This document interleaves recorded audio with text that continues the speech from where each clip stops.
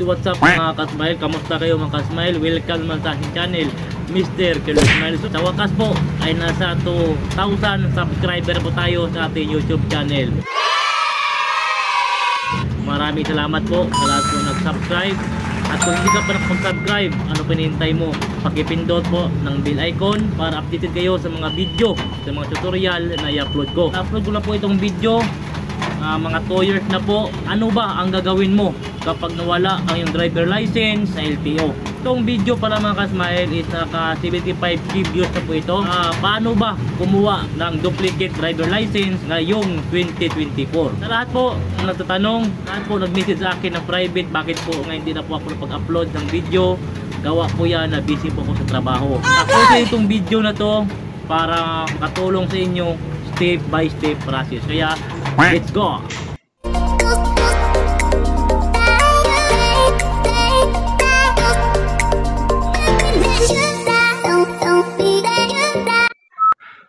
So mga kasmile, meron po tayong mga ilang proseso sa pagkuha ng duplicate driver license ninyo sa LTO. Una po mga kasmile, pumunta kayo sa public notary. Hall of Justice ninyo dyan, malapit inyong lugar.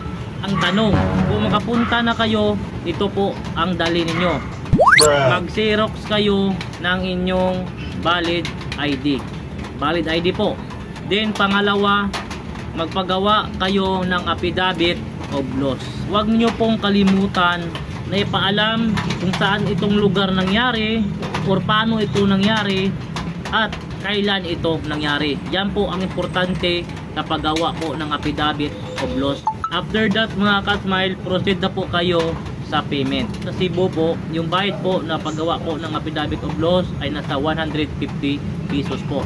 Magdepende po yan mga kasmile kung magkano po ang singil ng abogado po sa inyo. Pagkatapos po yung mga kasmile, kung saan po kayo kumuha ng driver license ninyo, doon lang po kayo pwede pumunta para po mag-process o kumuha ng duplicate ng driver license para madali na po kayo makakuha. Kasi may experience mga kasmile, 2 hours na po mahigit yung hintay po namin, ang pila namin doon sa LTO po.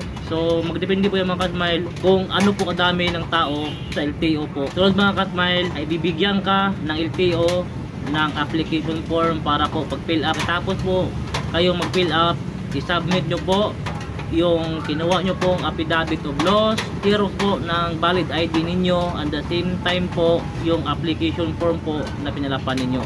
Pag kumuha po kayo ng duplicate ng driver license yung mga kasmile, sigurado may bayad po ito. Dito po mga kasmile, sa nabayaran po namin dito mga kasmile, ngayong taon lang po, ngayong month lang po ng December is 473 pesos po yung nabayaran namin. Pagkatapos po kayo mag-payment sa cashier, hintay na po kayo, tatawagin po kayo para po sa picture and signature po ng inyong bagong driver license. Nice. Before po sila mga kasmile magpapirma o magpicture po sa inyo, ipakita po nila sa inyo yung bagong details po or personal information po ninyo sa kanilang monitor, kung tama po yung mga spelling, yung mga address ninyo, etc. regarding po sa inyong personal information.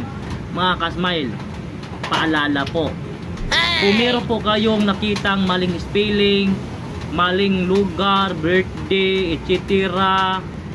Diyan pa lang po mismo mga kasmile, ipa-update po na po mga kasmile. Huwag na po ninyong hayaan na ma-print nila, ma-release nila. Dahil mga kasmile, meron ka po na palitan kahit isang litra lang po, kahit isang detalye, ay meron na po yung kabayaran. Alam nyo ba?